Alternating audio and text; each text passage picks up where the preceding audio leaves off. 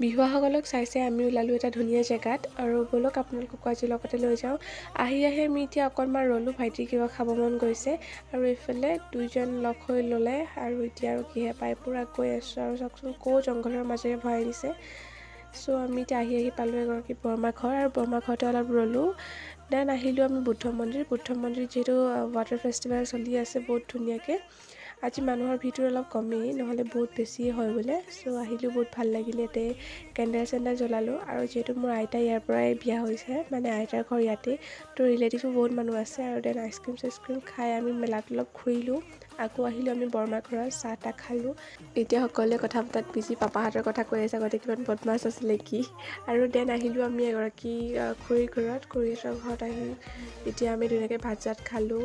Then আমি অলপ পথাৰৰ ফালে ওলাই গ'লোঁ আমি ছোৱালীকেইজনী আৰু ভাইটি আহি পেলাই চাওকচোন ইয়াতে মানে হাতী ওলাই, হাতীৰ খোজ তাৰ লগত মিলাই আছে।